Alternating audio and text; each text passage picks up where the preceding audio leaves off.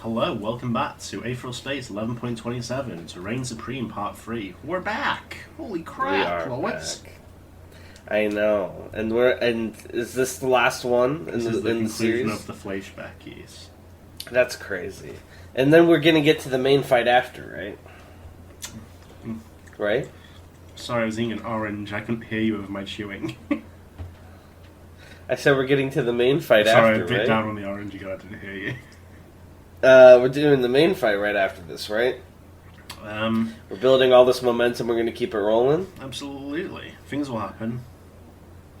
but those things will involve the Supreme and Skipper, right? Yeah. Dan, I'm excited. Let's finish out our trilogy here. The Supreme's fist tasted the world. When rebels arose on the capital, incensed by his conduct at the end of the Dawn contest, he struck them down. When a plague of pirates rose up at the edge of Supremacy territory, he tore them apart. When the Kingdom Moon cult rose over 17 worlds, he destroyed each and every acolyte with his own 2 hands. Blood poured down his hands, but it wasn't nearly enough. There was a hole in him now, an emptiness, and no matter how much blood he offered, he hadn't yet been able to fill it. If anything, it seemed to be growing. Cracks were spreading across the titan that was him. Is your mic alright? Yeah. Is I'm it getting on? like a little bit of background static, just a wee bit. That better? There it is, much better. I just grabbed it and shook it around a little bit. I He'd made me- strangled it. Sorry, He'd it's made getting me- sentient. He'd made new allies. He'd fought alongside legends as he'd once dreamed. The abilities those bonds had given him and his own increasing strength had made him an absolute power. There wasn't a person in the world who could stand against him. Is Yoten still around? Yeah. Interesting. There wasn't a person in the world who could stand against him. One evening, aboard the Shisha, the Supreme was staring off out of one of the great windows, looking at the vast void of space. He was the ruler of that emptiness. The thought brought a bitter smile to his face. And the memory of the last thing that had brought him passion made him scratch a finger along his ear. My Supreme. The Supreme glanced behind him. One of his attendants, a young man in white robes, was kneeling at the entrance to the observation chamber. These people were quiet, but he still didn't appreciate their presence. With his mind the way it was, he'd appreciate a more total kind of isolation. Perhaps he'd get rid of them, and just keep enough for the prisoner down below. Enough to keep him locked up until the stars burnt out. Or he agreed to a rematch. My Supreme? The Supreme slowly blinked. His thoughts had wandered. I'm so sorry, but I do not disturb. They did that often these days. Sometimes he found himself drifting off for minutes at a time, dead to the world. Or more accurately, uninterested. There was little here to occupy him anymore. What? The Supreme said wearily, one massive hand resting on the cold window. It had hardly seemed possible, but the attendant somehow bowed even lower. An envoy has come to speak with you, my Supreme, he said. The Supreme's eyes were dull. Send them away. Of course, my Supreme, the attendant said, bowing once more. It's only... they claim you'll wish to speak to them. The envoy is from home, I believe? The Supreme paused, hands still flat against the glass, and the chill of it seemed to intensify as he digested the words. Finally, though, he just squeezed his eyes shut. When he thought of home, he thought of objects. It was unpleasant. In a rotten world like this, there was no reason to subject yourself to further discomfort. Malaise answered for him. Who cares? He muttered. Another low bow, and the attendant drifted from the room. The Supreme never heard from home again. It was fine. There was nothing there for him. He was the Supreme. His dominion was the galaxy itself. When faced with the stars themselves, why should one weep for the ants? Why should one dream of objects? They shouldn't. It did not happen. The Supreme took a deep breath and then let it out. This gravity crushing down on him was not absolute, only he was. The boredom he was experiencing was a temporary state of affairs, born from the weakness of those around him. The Esmeralda boy had shown him the way.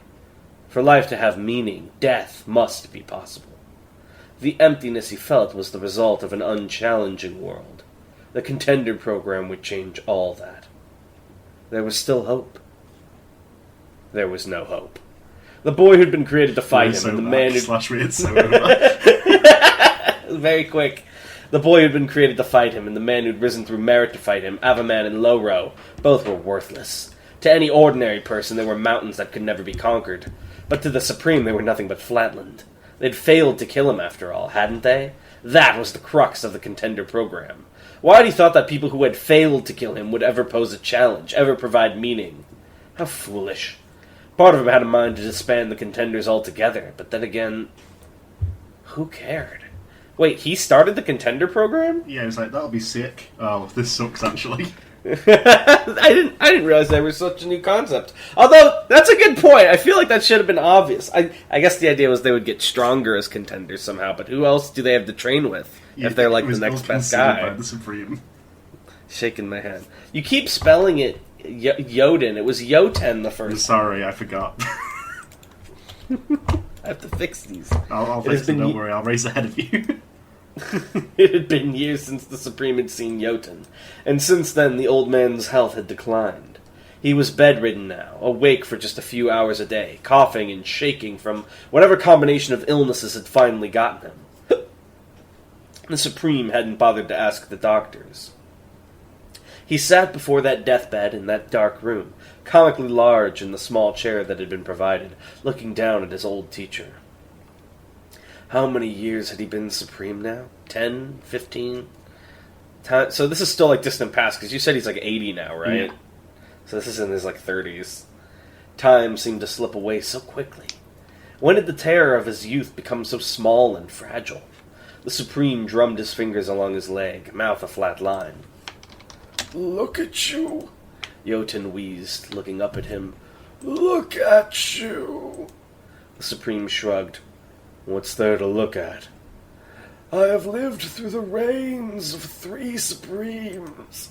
Jotun grinned dreamily, half his teeth missing. Without a doubt, my boy, you stand atop them.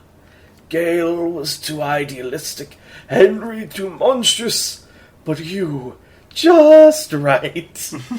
You are strength. You are power." He coughed, spittle flying from his lips. "Power manifest." The Supreme blinked again and let out a heavy breath. "But you knew... Oh, is this him talking or the Supreme? It is but you knew that, right?" he said, voice dull. "You knew that when you chose me. That I had potential." Jotun hesitated for a second, and then shook his head. The Supreme frowned, furrowing his brow. "What?" "You were at the starting line," Jotun said, his eyes cloudy as he stared up at the ceiling, settling back into his bed.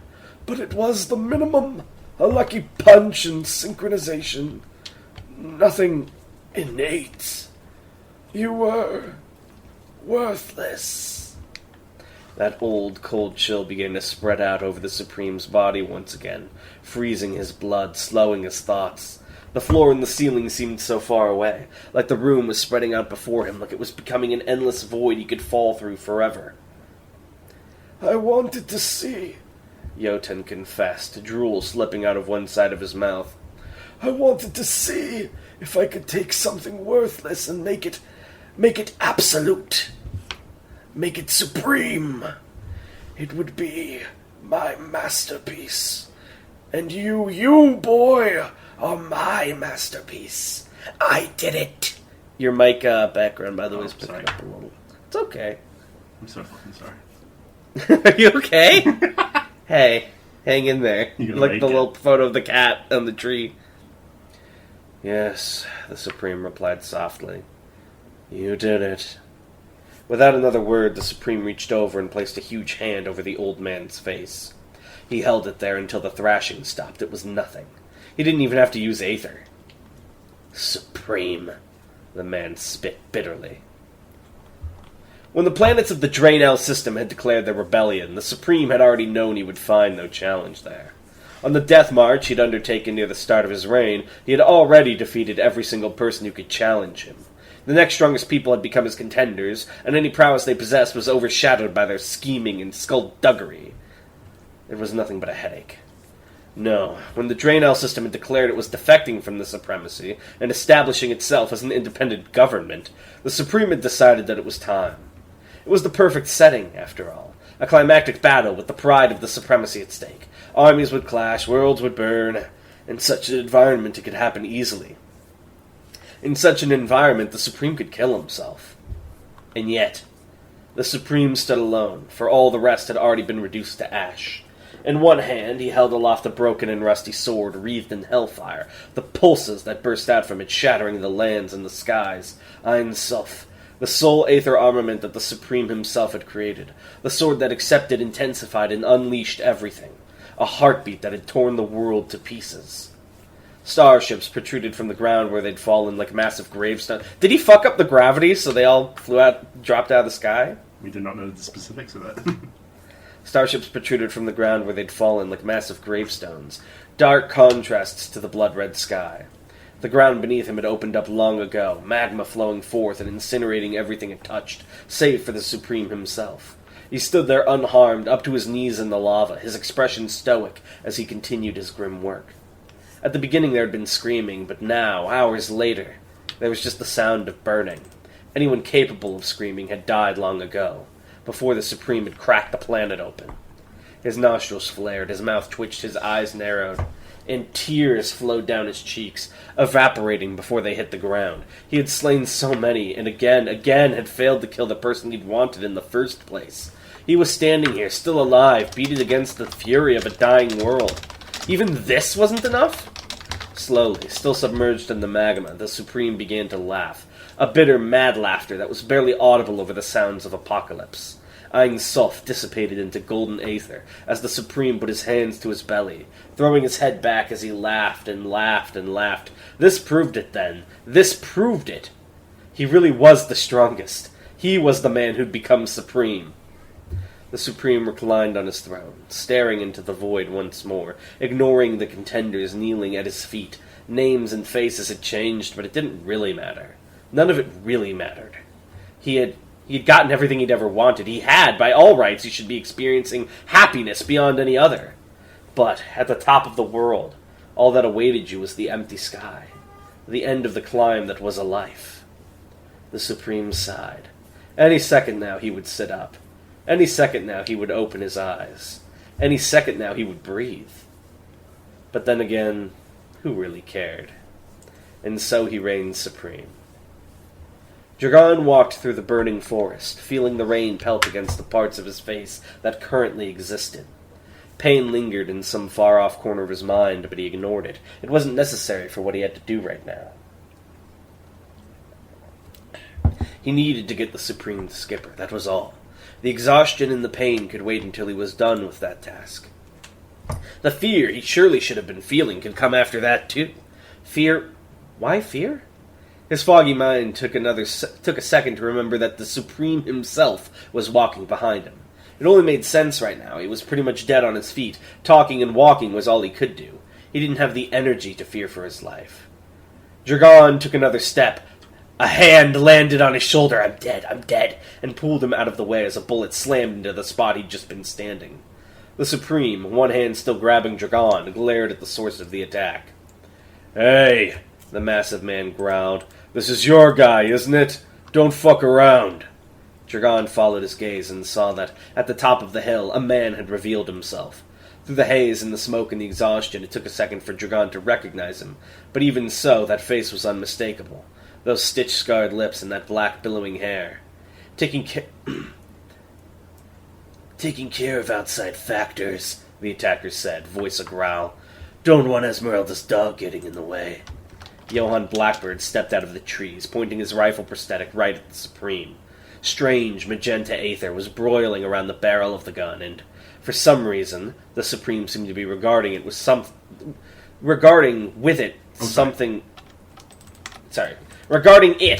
close to caution. As Dragon looked up at the Supreme, still stunned, the man who was like God looked back down at him. You can disappear, right, kid? He said. Check out for 2 minutes or so. Otherwise, The Supreme looked up, and that flat mouth spread out into a wide and bloodthirsty grin. "You'll die. My warm-ups are pretty messy." Dragon didn't need to be told twice. With a flare of electric blue aether, he vanished from this world, just as it exploded into a rhapsody of chaos. Well. Wow. He's trying for kill steal. He's trying to kill steal. I'll be honest, I almost completely forgot about Johan until this moment. I think the last time he came up was like when they were going over the whole plan, yeah? Yeah, and he walked off as like, I'm going to get a fucking Supreme Fox Skipper. Yeah, he's like, I'll show you what Johan Blackbird can do. In my father's Santa Claus. Alright, fun fact for this week. I actually had something I was going to ask you, but the nap riled my brain and I completely forgot what it was. Okay, we have a look to see if we've got any Aetheral questions. Mm-hmm. So, Quaker says, was there a specific reason the Gene Tyrants gave Codgertons blue eyes, pungent slit pupils, etc. along with their special abilities, or was it just for visual flair? It was for visual flair and easy identification. Easy identification. That's so fucked up. I bred in a standout character trait. I love how you've specified, too, that there's a difference between cogitant blue and dull blue. It's spicy blue. Spicy blue. It's I imagine it's like a bright... a bright cerulean. Yeah. Another question we got. Is the current Supreme a 1 in a billion type talent, or can anyone become that strong with enough effort and understanding of their Aether core? The latter. I know what Yoten was going with, and I agree with that to an extent. Yeah, but I still think there was definitely he was definitely like there's a bit of that, but he's also like tooting his own horn a little bit there. He is strong. Yeah, because I was gonna say we saw Dragon, like a guy who just got Aether for a couple weeks, and he was like, "Oh man, I made the metal move a little on my puzzle. This is my Aether power." And I remember like his reinforcement was so weak that he was still getting like undignified heaped on in his battles. But the fucking Supreme just knocked a dude's head off, and his arm was a golden beam. Vaporized the guy pretty much. I'm gonna be honest, I totally forgot synchronization was a thing until now. That's like when you intensely feel the exact motion of your core, right? Yeah. Instead of just thinking about that emotion. Basically. Yeah. Because, like, you can bring your Aether up by, like, concentrating on that emotion, but when you legitimately feel it, then it gets for a sustained synchronized. period of time, and that's basically like the only thing you're feeling. Nice. Alright, guys. Well, thank you all for watching, and we will see you next time. Where we will surely get to the battle. And by the time this next chapter out, Patreon should also be out, so check a look. It better. Because it's waiting review right now from Patreon, so as soon as that is done, that's been posted. This fun fact has been posted by true Aether Patriots. It's been fact checked. Fact checked by true Aether Patriots. Yeah, and it's like the fifth dad with an eagle behind him. He's not a god. This is by True Cog. It's Winston. This has been fact checked by True Winstons. True Winston heads. Alright, everybody. Bye. Bye.